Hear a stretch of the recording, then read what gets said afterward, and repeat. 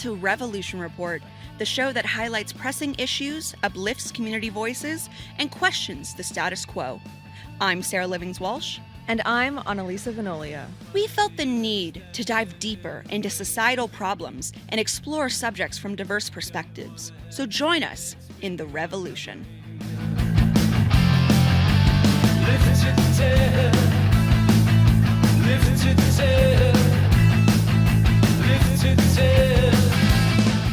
This episode, we'll be talking about art. We'll be discussing it as an important creative outlet and mental health resource, as well as a means of resistance. We're going to discuss various forms of art and give some examples of how they've been used to push against the status quo. It's going to be a fun time, so grab a hot beverage of your choice. Or iced if that's what you prefer. And let's get into it.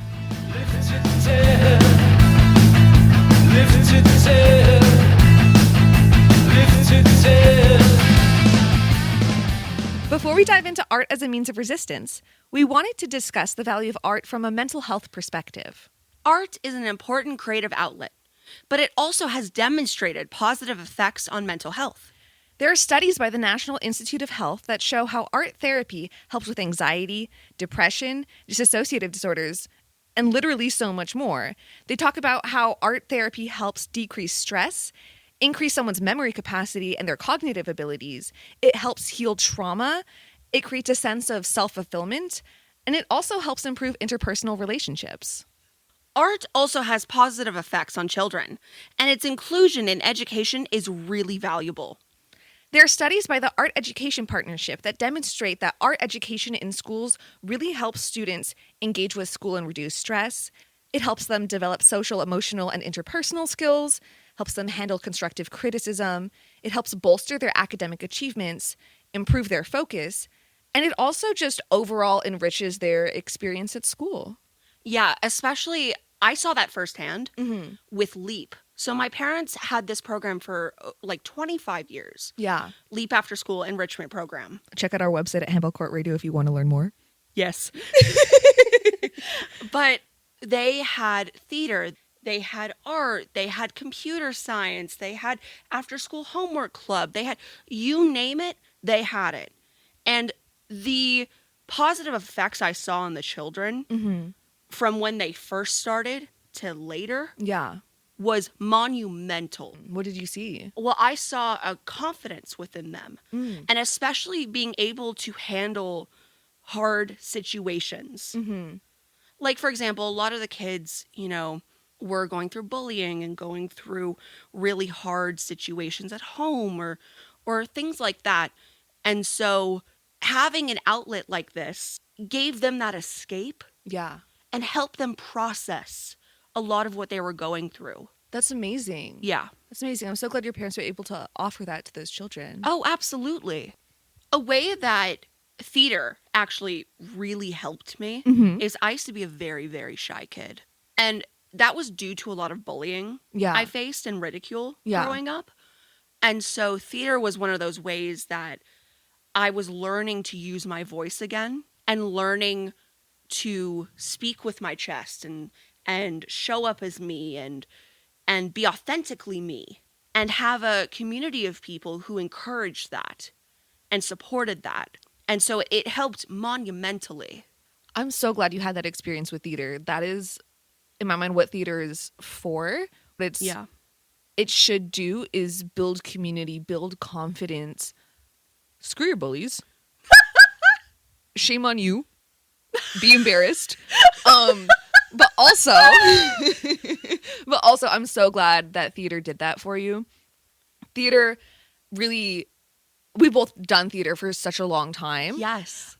I also credit theater with really helping me feel confident in myself. Yes.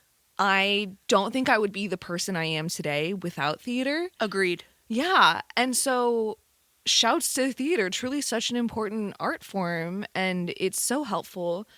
Like, theater also led me to playwriting, which was a wonderful creative outlet for me as well. Playwriting really helped me feel accomplished and confident. Oh, I love that. Yeah. Am I the best visual artist? Perhaps not. But I can appreciate, the peace of mind I get when I draw in a coloring book or something like that. So you laugh. I'm not even joking. One of my favorite, like, Analisa needs to de-stress activities is literally the coloring book. Coloring book, some K-pop, and some hot tea. And I'm so happy and relaxed. Not an iced beverage? No, I'm not typically an iced beverage girly. No shame to the listeners who love iced beverages. I just think it's internal regulation. Your body does better without the ice. I think she is shaming, and that's okay. And it just so happened that we did theater together. Yes. Growing up. And I would always visit you when you did Tattawa. And thank you for coming to those shows. That meant so much. Of course. I love you. I love you. No, but seeing you in Bye Bye Birdie was a highlight. No, it was so fun. And then we would do shows together in middle school. Yes, we did. You with your amazing musical improv. Sarah's incredibly musically talented. She provided the soundtrack for a show that we did. And I improvised it. Everyone was blown away by how well she musically improv'd the soundtrack. Like, she just came up with it, and it was incredible. Oh, yeah. No, I've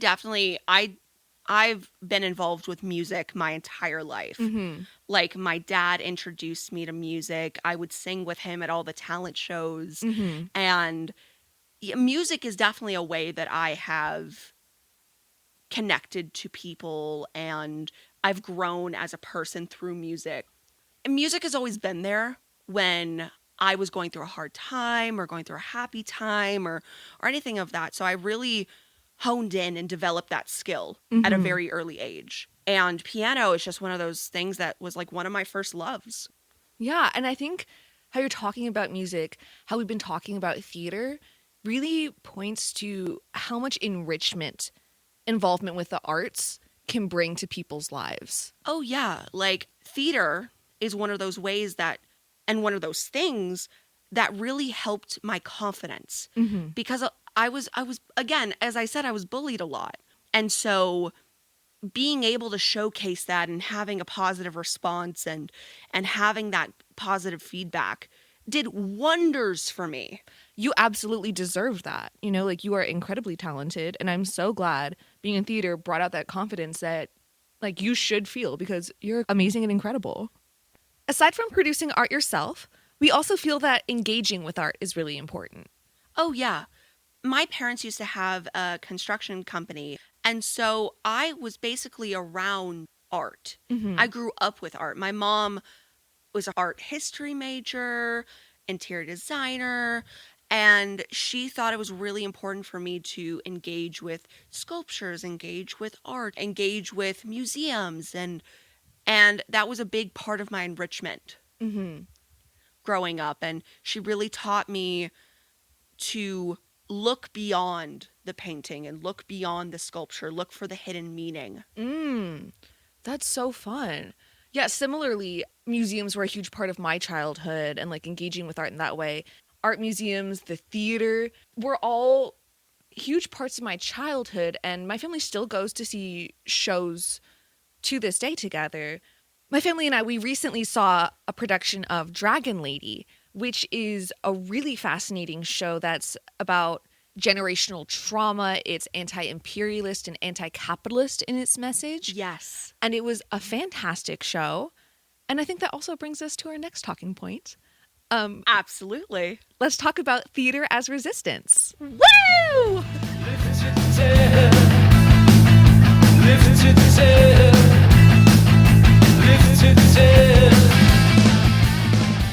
As I alluded to before, there can be more to art than what's on the surface. Art is a popular tool to comment on society and can highlight problems and influence how people feel. Art has been used to push back against status quos for centuries, and we wanted to explore that in this episode, starting with theater. Yes. Oh, my first love, my first show, actually, that I ever saw on Broadway was Wicked. Same. Really? Yes, that was also my first. I fell in love with Wicked, and truly it's been so integral to my theater journey.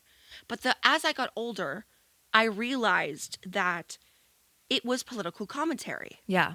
Wicked is a political allegory. And what I mean by that is there's hidden messages within Wicked talking about current day issues and current day problems that can also you can also look back at history and see them too. But it's a political piece. Yeah. And what I mean by that is they're talking about fascism, especially with the wizard. Yeah. The wizard wants to control the populace, control the narrative, and also creates a common enemy, which is the talking animals. And the people that rebel against that will get ostracized. Yes, yeah, and literally banished, yeah. And literally exiled.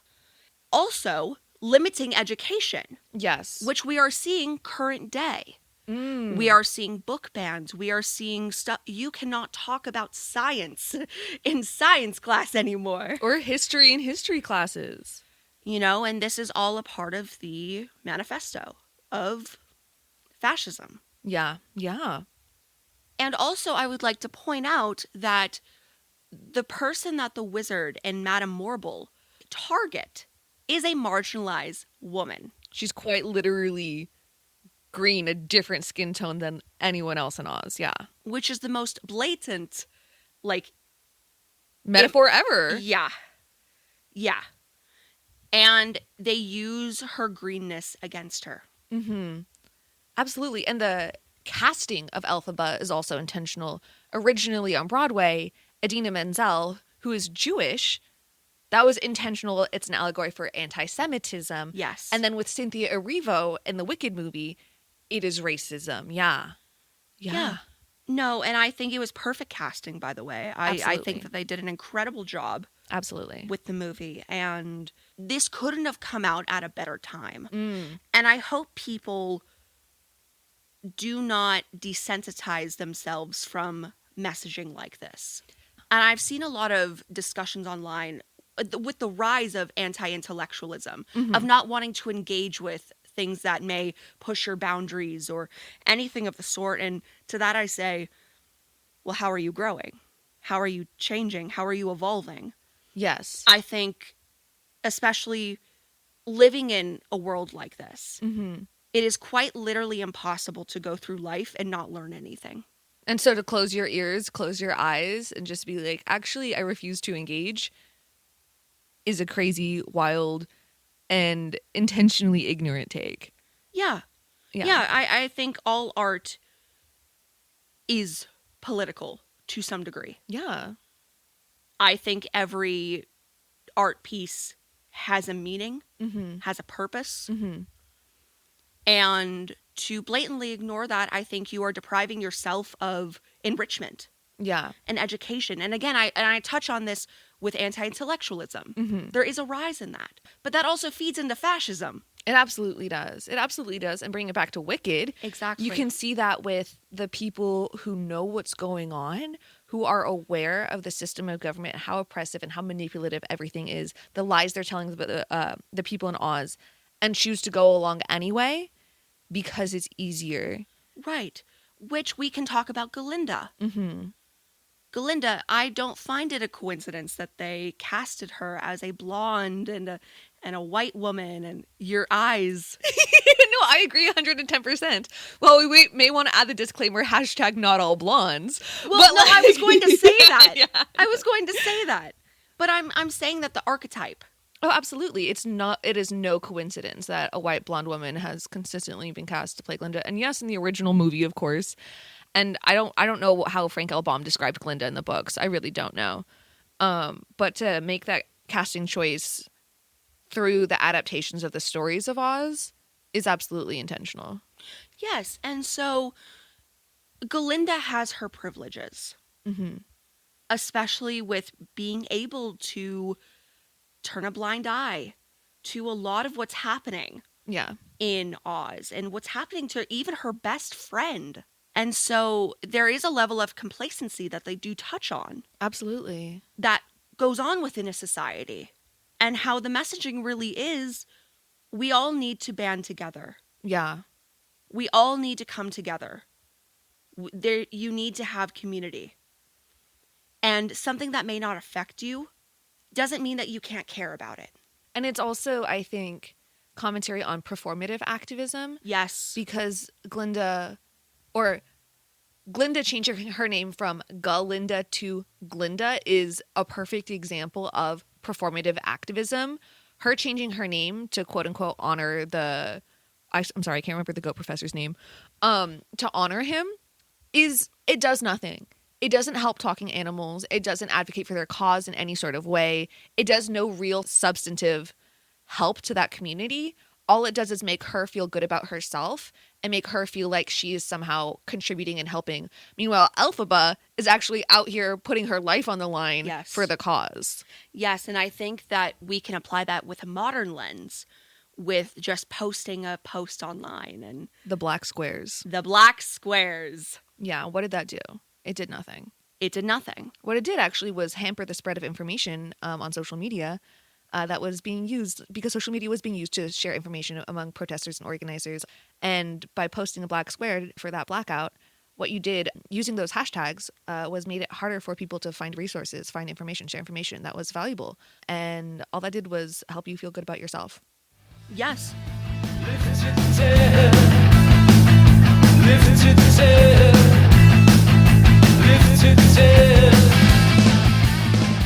Now, pivoting to a discussion of other plays, I wanted to talk about August Wilson and his 20th century play cycle, or the Pittsburgh cycle. I took a class while I was at undergrad about that play cycle, and it was absolutely fascinating. The cycle is a series of 10 plays, each taking place, as you can tell, in the 20th century, beginning with the 1900s, going on to the 1910s, and so on, all the way through the 1990s. And most of them take place in Pittsburgh. Not all of them do. But they explore common themes, and you see how these themes play out across a century. Interesting. It's so fascinating. And some of the themes that are explored are, of course, racism. Yes. August Wilson is a black playwright. His protagonists, most of his characters, I would probably say 95+% of the characters in these plays are black. And so obviously how racism affects these characters, the black community, is explored throughout the play. Even in the exploitation of black people in various fields, from sports to the music industry, is highlighted. Yes. With August Wilson's play Ma Rainey's Black Bottom, and Ma Rainey was an actual woman, an actual blues singer. It's an incredible play. There's a movie of it, I believe, that has Chadwick Boseman in it and Viola Davis. Oh, wow. Yes. And so for those who can't access a production of it, I encourage you to check out the movie. There are more themes than just exploitation. It's actually a really emotional and really significant piece of art. But then throughout the cycle, there's also themes of gentrification and how gentrification harms black communities. Yes. In fact, the house that opens the play cycle in the 1900s is being sold in the 1990s play, which is, I believe, called a Radio Golf. And so you see how this cycle of oppression, of exploitation, is affecting this family throughout a whole century. There's also discussions of class disparity, and very important, and how aspiring to be a capitalist is not the thing to do, in that wanting to be wealthy, wanting to get that proximity to that hegemonic capitalist power is not helpful. It is, in fact, harmful to communities, harmful to the people around you, and it does nothing but serve yourself. And you are, in fact, hurting yourself by trying to get that proximity to that peak hegemonic power. And it is something that Wilson actively argues against. Something that Wilson also touches on throughout his plays, controversially perhaps, is his belief that Christianity is not the correct spiritual practice for black people. As a white person, I cannot comment on this. I'm just going to relate what Wilson shares in his characterizations throughout these play cycles, or throughout these plays. He creates a contrast between characters who maintain traditional spiritual practices from their ancestors in Africa, and contrast that with characters who adopt Christianity and become parts of the church. And through those characterizations, you can see Wilson's views that Christianity is a tool of the oppressor.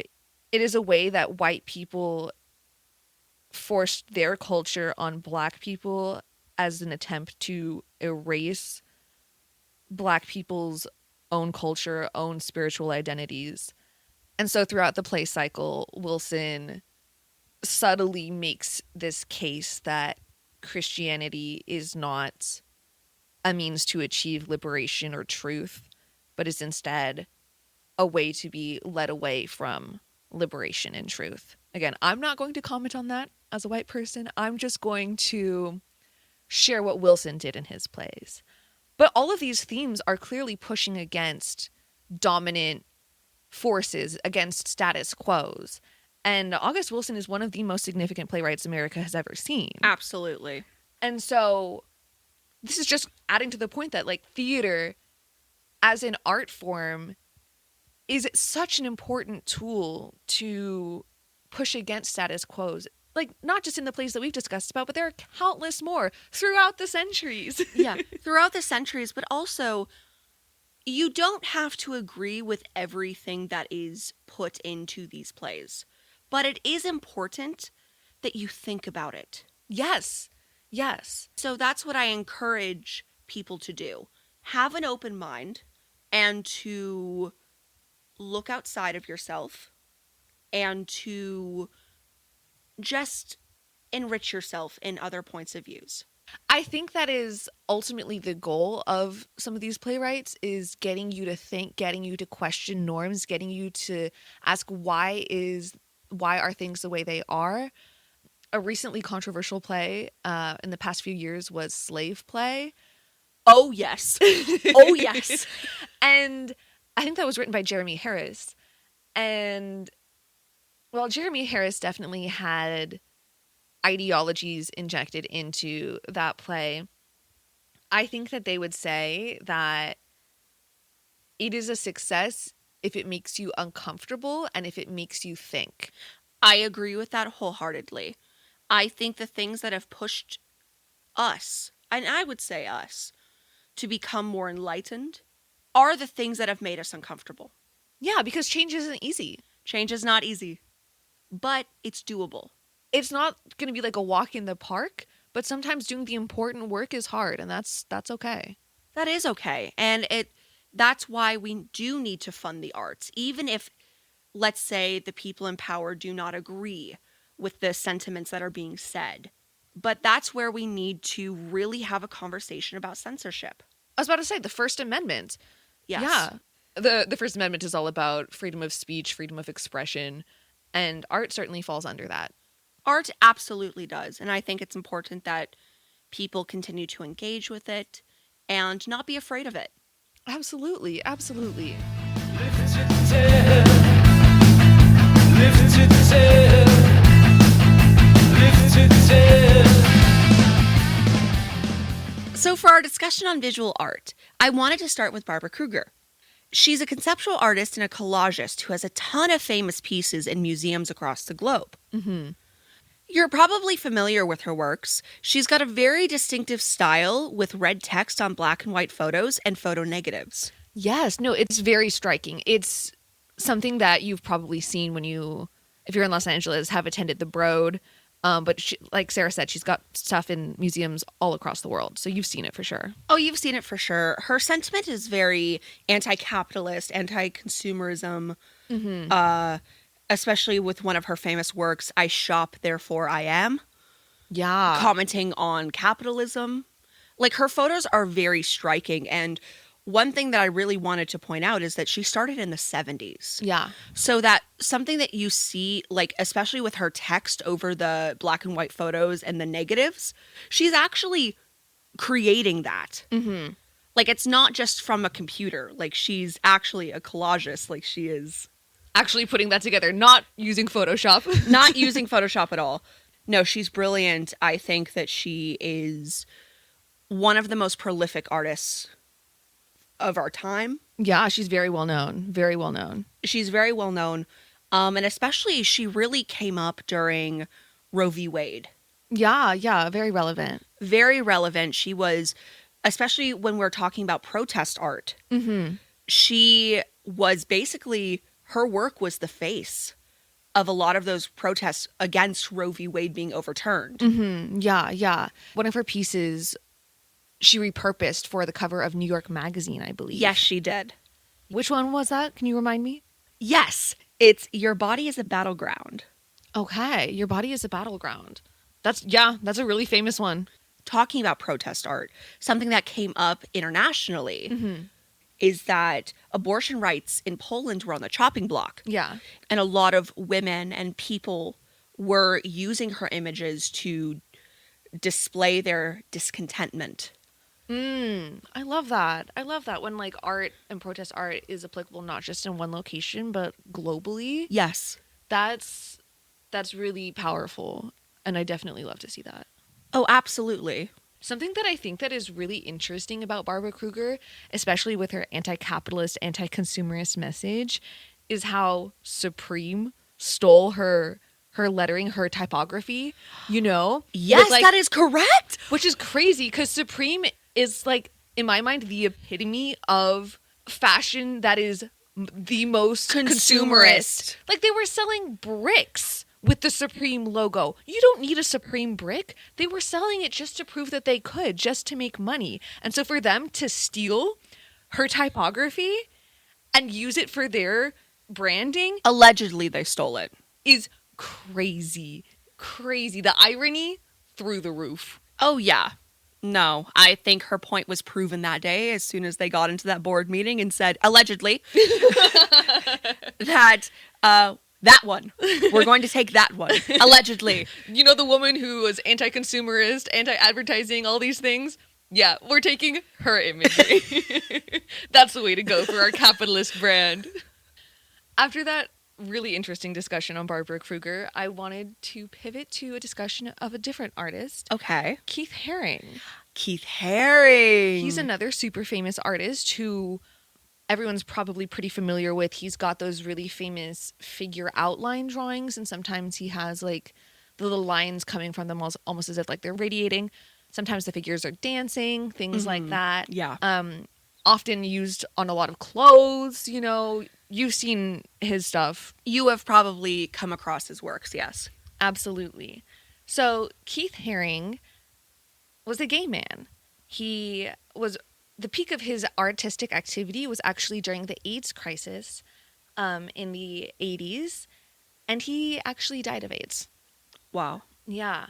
But a lot of his art that he created had ideology and intentions behind it that made it protest art. He created art pieces, including famously this one called Silence Equals Death, that used the pink triangle that the Nazis used in the 1930s and 40s to identify homosexuals, and which was repurposed and reclaimed later by gay liberation movements, and was also used as like part of protests during AIDS activism. And so he has an image with that triangle and like bodies in the background with the ACT UP phrase, silence equals death. ACT UP is the AIDS Coalition to Unleash Power, in case you didn't know. And they did a lot of advocation and activism fighting for the rights of people with AIDS, fighting for queer rights. So he has that piece. And then he also actually made some anti-apartheid pieces as well. Yes. Which I didn't know before, but he was pretty firmly anti-apartheid and created pieces in support of overthrowing apartheid, including one called Free South Africa that depicts it's a visual metaphor where there is a figure in black that is enchained by a smaller figure that's white, and then the black figure frees themselves from that chain and overthrows the white figure that was oppressing them. Yeah. And another thing that I think that is really interesting and important about Keith Haring is that his art was really accessible to the public. He often made murals in public spaces, so anyone walking by could see and engage with that art. He also sold pieces that had his art on them sold, I guess what we would call now merch, things like that, for low prices, making owning a piece of his art, owning his art in some way. Yeah, accessible. It's not hundreds of dollars and locked away in some rich person's home that you'll never get to see. You know, it's like, no, he wanted people to be able to engage with art, engage with his art. And so he made it a point to be democratic with it, make it accessible, and he didn't gatekeep his work at all. Well, and that's why we wanted to talk about accessible art as well on this episode, because we believe here at Revolution Report that art shouldn't be limited to the 1%.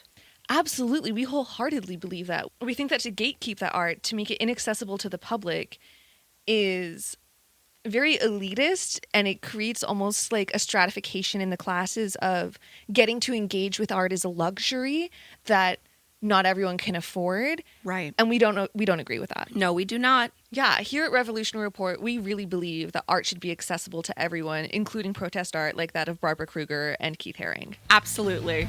Lift it to 10. Lift it to 10. Lift it to 10. So that wraps up our exploration of art as a means of resistance. I hope you all enjoyed it. I know we definitely did. We touched on a few different pieces of art and artists, from Wicked to Keith Haring's paintings. Also, we talked about the importance of art as a way to improve your mental health. We want to encourage you to go out into your community and engage with art, whether that be at museums, pop-ups, local shows, or making art yourself. Additionally, hopefully we've encouraged you to understand and advocate for the need for art education in schools. If art programs are being threatened in your area, get involved and fight against that. We love art, and we hope that this encourages you to love art too, if you don't already. As always, if you wanted to learn more about anything we discussed, check out our website at www.handballcourtradio.com. You can also find us on Instagram at handballcourtradio. And you can also find me at Sarah Livings-Walsh. Analisa still doesn't use Instagram, so nothing has changed in the new year. New year, old me. Thank you so much for tuning in. I'm Analisa Venolia. I'm Sarah Livings-Walsh, and this has been Revolution Report. See you in 2 weeks.